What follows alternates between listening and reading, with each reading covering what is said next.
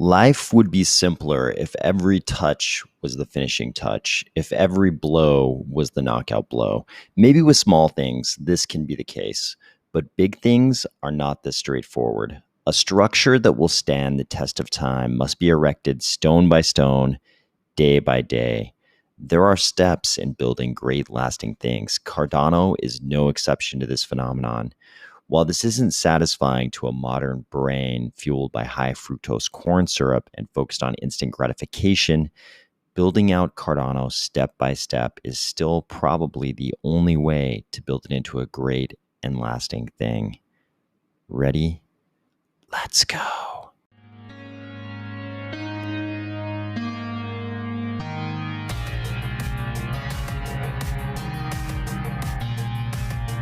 Today, we are going to discuss Cardano taking a bunch of steps in the direction of it becoming the full-fledged blockchain with a vibrant dApp community that we're all looking forward to.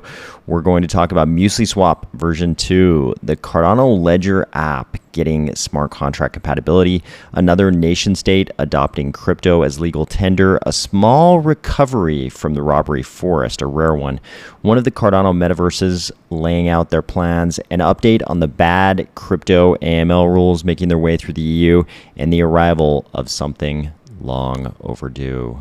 Apologies for the absence, guys. I'm now fully situated over here on continent number 2. I've successfully satisfied the slightly involved requirements for being over here related to COVID. I've passed through all that. I'm now at my final destination, and I think we've got everything in place to recommence what we do. This is a very different time zone, and I also engage in very different activities when I'm over here. So I'm still physically adjusting, but it was really interesting to sort of time warp forward a full week and see how much progress was made by different projects in the ecosystem. There were some pretty significant steps forward by different projects. Normally, I see these on sort of a day-by-day, hour-by-hour basis. So it's really interesting to see how much progress the ecosystem actually makes over the course of a much longer period in this case. One of the most notable to me was MuesliSwap v2. So MuesliSwap has always been an interesting project to me because the more commonplace route for DEX in any crypto ecosystem basically is to be an AMM, which is something that is a product, I would say substantially a product of an account balance type ecosystem. Cardano, of course, is a UTXO ecosystem, so we don't have to go the AMM route. We can actually have a normal order book like everyone's accustomed to in centralized exchanges. People go to use a centralized exchange, typically, in their crypto journey long before they're jumping into the world of DEXs. And the first type of exchange structure they're going to encounter will be an order book. So it's been really interesting to me that we're actually able to have a normal order book inside the Cardano ecosystem. But one of the big limitations of having this order book structure, this unique order book structure, has been that we couldn't have partial matching of orders. We had orders in the order book, and you pretty much had to take a whole order. You had to match the price and the volume. Now with MuesliSwap v2, we have partial matching. There will be a bunch of other new features. They say, what's new? Partial order matching, processing multiple orders in a single transaction, which kind of seems like an uninteresting back-end thing, but I think is actually very important. Support for a liquidity pool enhanced order book featuring market orders soon. Very interesting. Another limitation. You could argue, if you're a purist of sort of an order book structure versus an AMM structure, maybe you could argue that liquidity pools are also just a side effect of this AMM structure that's sort of required by the account balance world. But people do love liquidity pools. Why? Because they can be liquidity providers, and it's a way to produce revenue, hopefully income depending on how much impermanent loss they encounter, but people do love being liquidity providers because it's a way, they hope at least, to make a little dough. So here it looks like we can have, not only with version 2, it looks like eventually we're going to have not only partial order matching, but also LPing. You're probably wondering, how is that going to work? The very idea of an order book versus an AMM kind of negates the ability to have a liquidity pool. They explain right here, the new protocol allows orders to be filled by any input, not only inputs from the same protocol. This allows for interaction between this order book protocol and a second contract.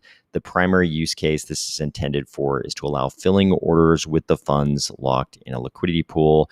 MuesliSwap will deploy an AMM protocol that can directly interact with the MuesliSwap order book and fill orders automatically.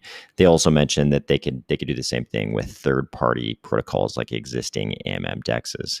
So there you go. That is how we can have liquidity pools interacting with our order book dex here, because they can interact with a second contract. Speaking of smart contracts, here's another big step forward for our ecosystem. Ledger says, attention Cardano users. Version 4 of the Cardano app is now available to download in Ledger Live. You're thinking, no big deal. We get updates to Cardano apps of all types all the time. This one's important though, because the app is now compatible with smart contracts. They say Cardano DeFi plus Ledger equals shaking hands. This is a pretty big step forward. I think people at this point should be highly aware that you often become a victim of the robbery forest because you somehow give up custody of your funds, either through mistake or intentionally. Either you shove them into a lobster trap where they can be harvested by bad guys, or you unintentionally give up access to your funds. With a ledger, if you keep your funds on the ledger and you don't send them somewhere else, you've got to push that little button on the ledger. So a bad guy, even if he figures out some way to dupe you into giving up access, if he doesn't physically have your ledger to push that button, he's not going to steal your funds. Unless, of course, you give up your seed phrase. If you give up the seed, it doesn't matter. Don't do that. Put it on your funds. Keep your seed safe. And don't push the button on the ledger unless you know it's really safe. And it looks like we can now do that with no surprise here. Wingriders is the first to implement this. They say using directly hardware wallets or software wallets with your favorite DEX? We think hardware wallets for the win. That's why we implemented Ledger. It even works on Android as the first DEX on Cardano. Then they have the spaceman, space soldier, space pilot. I can't tell what he is. I feel like he's in space, except his mouth is exposed, so he can't possibly be in space. First DEX on Cardano with direct Ledger hardware wallet support. Good job, Wingriders. This next item relates to one of those times when all of us in the crypto world, the crypto landscape, can be happy together. We definitely fight with each other as proponents of different blockchains, but I think this is a win for everybody. Central African Republic adopts Bitcoin as legal currency. True, it's Bitcoin. It's not our blockchain, but Bitcoin is always going to be the gateway drug. It's always going to be Bitcoin. They're always going to get into Bitcoin first. They're just like individual consumers. They'll get into Bitcoin first. Then they might discover smart contracts by way of Ethereum. And then the gates are fully open and they can discover the rest of the crypto world. This is the second country after El Salvador to make Bitcoin legal tender, signed into law by President Faustin Archange Touadéra. Good job, President Touadéra. I think this is just another domino falling. I think a lot of countries are going to realize there's an alternative to another central bank with its own agenda being able to inflate away whatever amount of wealth your own citizens are able to accumulate at their whim. I almost didn't believe this next news when I first saw it. We know all about the robbery forest. The prince goes there to get all of his jewels stolen, and the jewels are never seen again. But here we have some news. Binance recovers 5.8 million in funds connected to the Ronin bridge exploit. You'll remember this was the exploit related to the bridge for Axie Infinity. It's attributed to the North Korean cyber criminal group. I think Lazarus. There's a couple different North Korean hacker groups. I believe this was attributed to Lazarus and maybe the APT38 group. I can't remember which one. Oh, right here they say Lazarus group. I think I saw initial news outlets attributing it also partially to APT38. Who cares? They're bad guys in the robbery forest. The important part is the recovery of some of the funds. This is reason to celebrate. Sadly, only 5.8 million when over 600 million was stolen. I don't know about you guys, but me, if I'm Lazarus Group and I lost less than 10% of the amount I stole, I'm still up over 90%. I don't really care. This is a small price to pay if you can get away with the other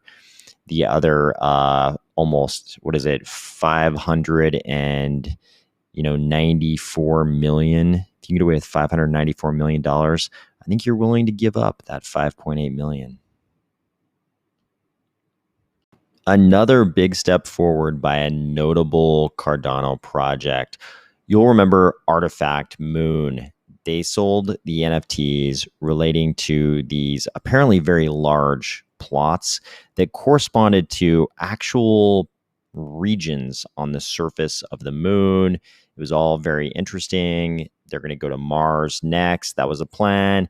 And then we didn't see a whole lot. They were a little bit quiet. They were busy launching their actual NFT marketplace. And we kind of knew there were plans for the moon plots to somehow be related to commerce in NFTs. Like maybe we could display our NFTs on these moon plots or sell them or something. Something was going to go on with these moon plots. But we didn't really know too much until this document came out, titled A Preliminary Moon Flight Plan, prepared by Metaverse Planning Branch, Web3 Division, Artifact Labs. I like the old school style of this. Definitely looks like some kind of 1950s government document. They give you a little history of where they're at and is it where they're going? Nope, just what they've done up to now.